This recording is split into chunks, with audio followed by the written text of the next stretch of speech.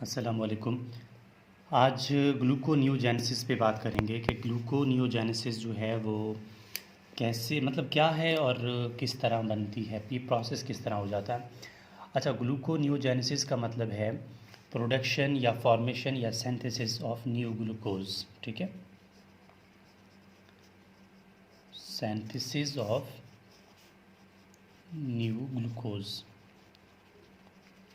इसके लिए जो हमारे पास रिएक्टेंट्स हैं, मतलब कहाँ से सोर्स क्या है इनकी, अगर हम ये देख लें तो हमारे पास इसके जो सोर्स है वो पायरुवेट है। ठीक है, पायरुवेट जो ग्लाइकोलाइसिस की लास्ट प्रोडक्शन, मतलब जो लास्ट में बच जाता है। ठीक है, ग्लाइकोलाइसिस है। दूसरा है इसके पास लैक्टेट है, लैक्टेट से भी बन जाता है। लैक्टेट हम कहाँ से हासिल करते हैं? लैक्टेट हम मसल से भी लेते हैं। ठीक है, और हम इसको रेड ब्लड सेल से भी हासिल कर सकते हैं। और दूसरी बात ये है कि इसको हम, ये जो ग्लूकोनियोजेनेसिस है, इसको हम एलेनिन साइकिल से भी बना सकते हैं। ठीक है, एलेनिन साइकिल, यानी जो है एलेनिन की जो मेटाबॉलिज्म होती है तो उससे भी ग्लूकोनियोजेनेसिस बन सकता है। अच्छा, तो हम इसकी पायरुवेट से किस तरह बनाते हैं वो देखते हैं। अच्छा, ग्लूकोनियोजेनेसिस को समझने से पहले मैं आपको ये भी बता दूं कि ग्लूकोनियोजेनेसिस पढ़ने से पहले मैंने एक वीडियो अपलोड कर दिया था ग्लाइकोलाइसिस के नाम से। ठीक है, सारे स्टेप वही हैं, ग्लाइकोलाइसिस वाले ही हैं, लेकिन ग्लाइकोलाइसिस और ग्लूकोनियोजेनेसिस में फ़र्क सिर्फ 1 सेकेंड और लास्ट स्टेप का है। ठीक है, सिर्फ 1 सेकेंड और लास्ट जो स्टेप है ग्लूकोनियोजेनेसिस और ग्लाइकोलाइसिस में फ़र्क सिर्फ इन्हीं स्टेप्स का है। और हमने और ये भी बताया था कि इनके इंजाइम्स के नाम कैसे याद रखने थे। अगर मैं ग्लाइकोलाइसिस की बात कर रहा था तो हाय फाद खान मैक। ठीक है, तो ये मैंने एक नोमोनिक बताया था। अगर हम ग्लूकोनियोजेनेसिस की बात करेंगे, पहले हम अगर ग्लाइकोलाइसिस की बात कर रहे थे तो हम इस तरह चल रहे थे। ठीक है, पहले एच आ रहा था, फिर आई, फिर एफ। अगर हम ग्लाइकोलाइसिस की बात कर रहे हैं तो ये उलट होगा। ठीक है, के पहले आएगा, एम ई बाद में आएगा, एम बाद में आएगा। इस तरह मतलब हम लोग मूव करेंगे। किस तरह हो गए वो मैं बता देता हूँ। अच्छा, सबसे पहले हमारे पास वो क्या होता है? पायरुवेट। ठीक है, पायरुवेट है। पायरुवेट कन्वर्ट हो जाता है, पहला स्टेप अलग है और थर्ड स्टेप अलग है, पहला सेकंड और लास्ट अलग है। ठीक है, अच्छा, जो हमारे पास पायरुवेट है, पायरुवेट कन्वर्ट हो जाता है ऑक्जेलो एसीटेट में। ठीक है, किस में कन्वर्ट हो जाता है? ऑक्जेलो एसीटेट में। पायरुवेट कन्वर्ट हो गया ऑक्जेलो एसीटेट में। अब ऑक्जेलो एसीटेट जो है वो कन्वर्ट हो जाता है फास्फोइनोल पायरुवेट में। ठीक है, फास्फोइनोल पायरुवेट में। देखिए ना, पहला स्टेप अलग हो गया, दूसरा स्टेप तो वही पायरुवेट एंड फास्फोइनोल पायरुवेट था, ग्लाइकोलाइसिस में पायरुवेट में कन्वर्ट हो रहा था, मतलब वही ग्लाइकोलाइसिस वाला स्टेप आ गए हैं। अच्छा, फास्फोइनोल पायरुवेट जो है वो कन्वर्ट हो जाता है 2-फास्फोग्लिसरेट में, 2-फास्फोग्लिसरेट में। अब 2-फास्फोग्लिसरेट था वो कन्वर्ट हो रहा था 3-फास्फोग्लिसरेट में। ठीक है, 3-फास्फोग्लिसरेट में। 3-फास्फोग्लिसरेट जो है वो कन्वर्ट हो रहा था 1,3-बिस-फास्फोग्लिसरेट में। 1,3-बिस-फास्फोग्लिसरेट में। अच्छा, अब 1,3-बिस-फास्फोग्लिसरेट जो है वो कन्वर्ट हो रहा था ग्लिसरल्डिहाइड 3-फॉस्फेट में। एंजाइम की बाद में करेंगे। ठीक है, ग्लिसरल्डिहाइड 3-फॉस्फेट। अब ग्लिसरल्डिहाइड 3-फॉस्फेट जो है वो कहाँ से आया था? यह आया था फ्रुक्टोज 1,6-बिस-फॉस्फेट से।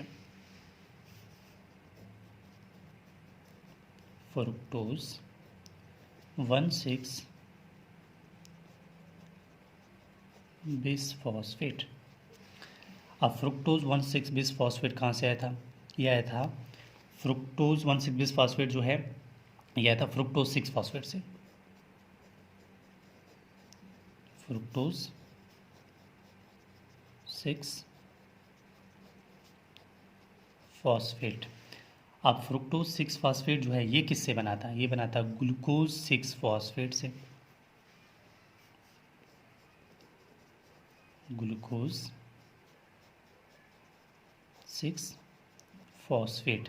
अब लास्ट स्टेप आती है, ग्लूकोज 6 फॉस्फेट जो था ये कन्वर्ट हो जाएगा ग्लूकोज में, ठीक है। यहाँ सिर्फ एंजाइम्स की मतलब जो है वो बात अलग होगी। तो ये तो टोटल जो है वो स्टेप्स हो गए। अब इनकी एंजाइम की मैंने जब ग्लाइकोलिसिस की बात की थी तब मैंने एंजाइम का क्या बताया था कि हाय फाद, ठीक है, हाय फाद खान मैक, ये वर्ड हमने इस्तेमाल किया था ग्लाइकोलिसिस के लिए, एंजाइम्स के नाम को याद रखने के लिए।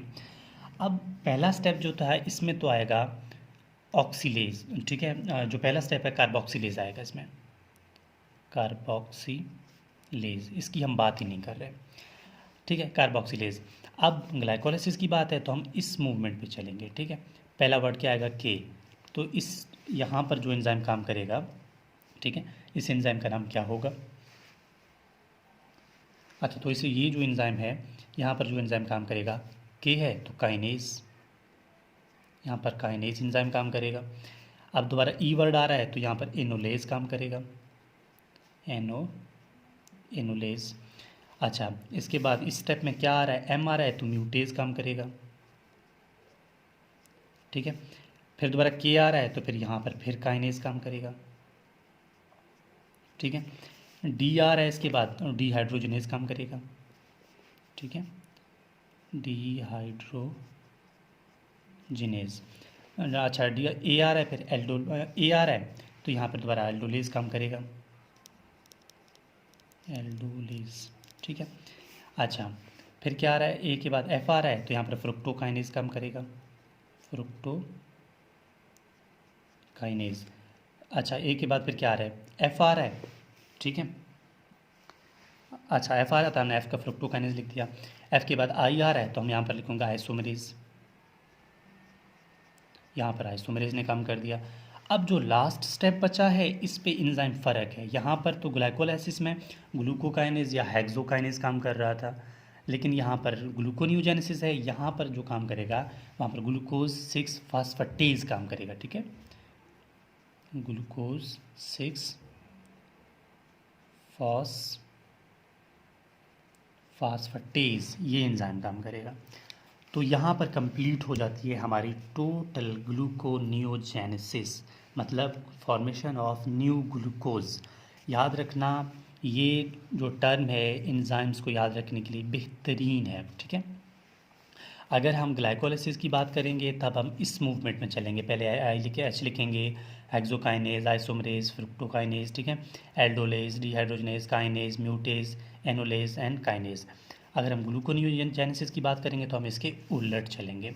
और ये जो साइकिल है ये टोटली अपोजिट है ग्लाइकोलाइसिस का, सिर्फ पहला, दूसरा और लास्ट स्टेप जो है वो अलग हैं, बाकी सब कुछ एज इट इज़ ही वही साइकिल है जो हमने ग्लाइकोलाइसिस में पढ़ा था।